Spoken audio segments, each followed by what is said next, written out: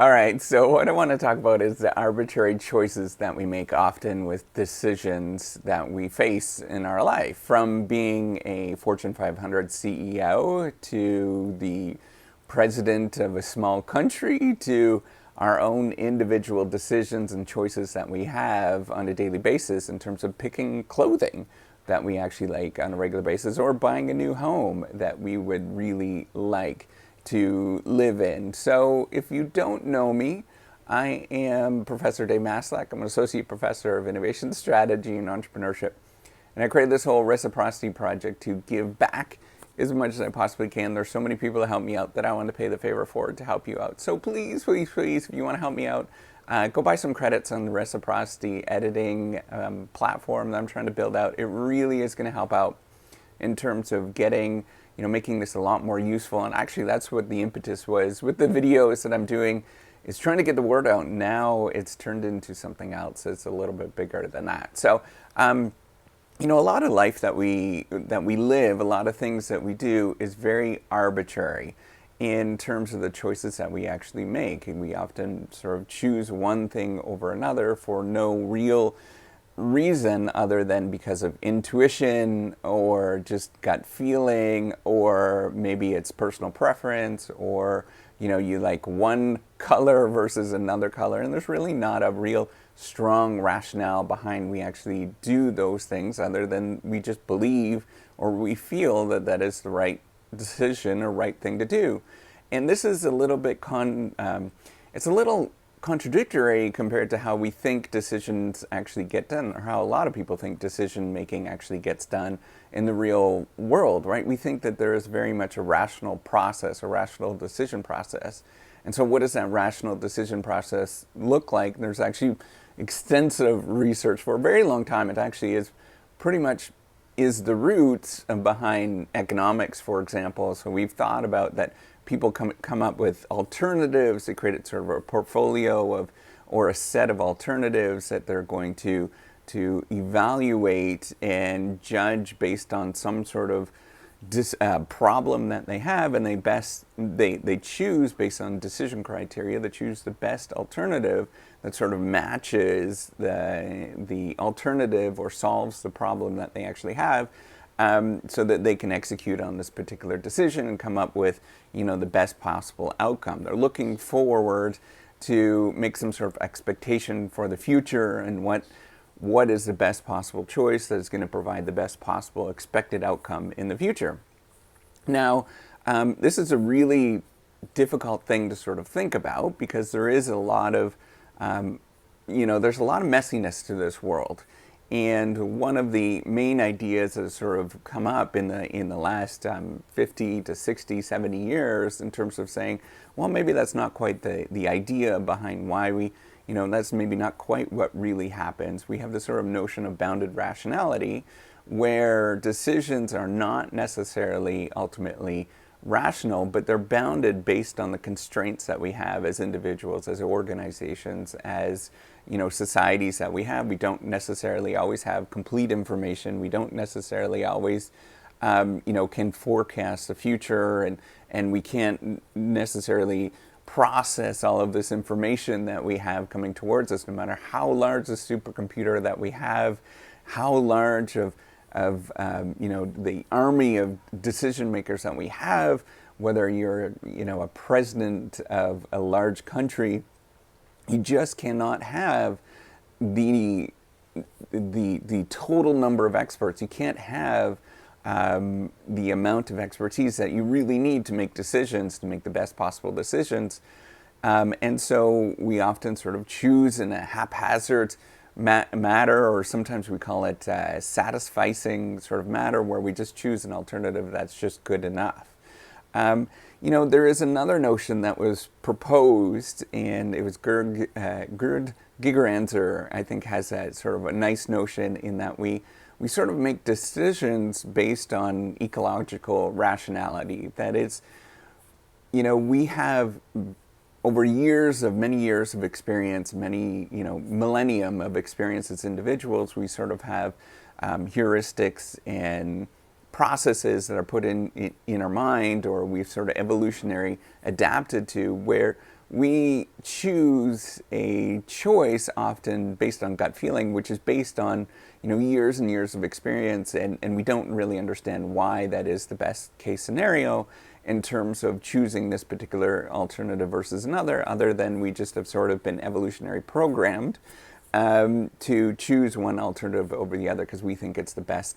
We don't necessarily know why it's the best, but we just choose that one because it seems like the best to our gut, and often it's sort of we have a lot of experience that we don't understand why it's there, but it's programmed into us as human beings and why we choose that alternative versus another one. So there's these different natures of rationality, but ultimately, sometimes we make decisions not even in a rational sense. We just sort of do them in an arbitrary sense because of a gut feeling, or simply because we have personal preference that is there, and we don't know why that is the case. So sometimes we just like, blue or red or pink sort of things. We just choose it because based on color, or we choose, we like somebody versus another person simply because that there is some sort of degree of somethingness. I don't know why, just because we just like that.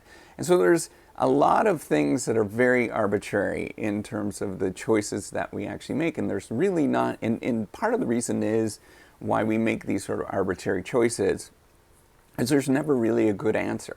We not only can't sort of understand all the information and process all that information that's out there, sometimes we have sort of choices that really are not better than others. And even if we processed all of the available information, we just would not get a better choice. And so there's a large extent of things that we do are really pretty arbitrary in terms of the choices that we make. And having a thing like gut feelings, or just choosing things based on arbitrary decision rules, where you can even create sort of a random number generator when you're faced with decisions, and you just pick one thing over another based on sort of random processes or random noise, sometimes can net just an effective decision, and you can get that sort of decision done quicker because you're forced to make that decision based on sort of arbitrary means. Because it's often not clear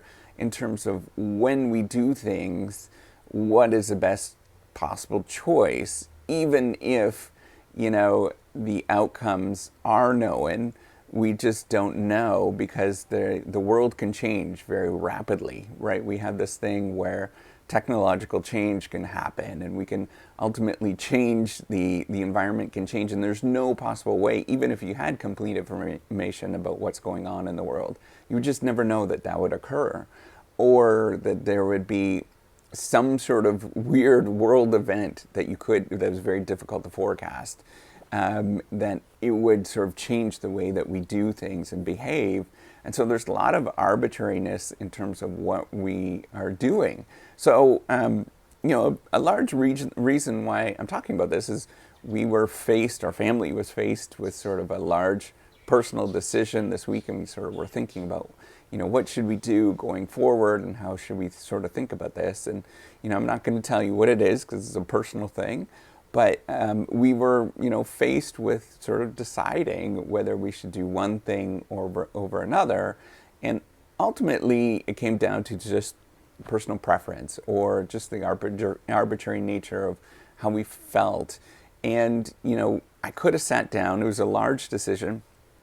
And you could maybe sort of make a rational choice in terms of, processing the net present value of making this choice versus another one. But it's very difficult to do because we didn't have complete information. And the choices that we had were pretty similar in terms of what the outcomes were. They just had, one thing versus another. And so we chose we just chose based on how we felt, emotionally felt.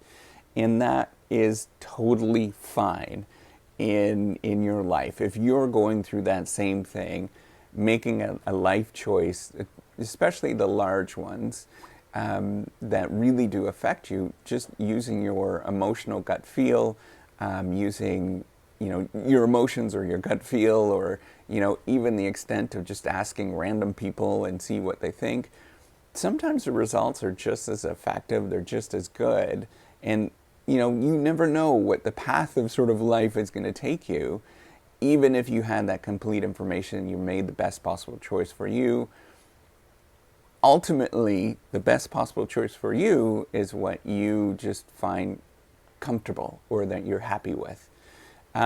So with that, even though we have all of this understanding of how decisions are made, how can we make the best possible choices, and what is the sort of normative way to make best possible choices, often it just comes down to your own personal feel with large life choices. And so you have to be happy, you have to feel okay with that large life choice that you're faced with. And so what I'd encourage you to do is, if you are going through something like this at this moment, just to take some time and reflect on it. Think about things like spirituality, your emotions, how you feel as a family unit, how you feel as an individual. All of these things play important roles in your life that you should really think about. And it's not just about making rational choices, because a lot of life is really arbitrary and there's nothing we can do about it. So with that, give me a thumbs up if you like this video. Do subscribe to the YouTube channel. I do appreciate it. Take care and have a wonderful day. Bye.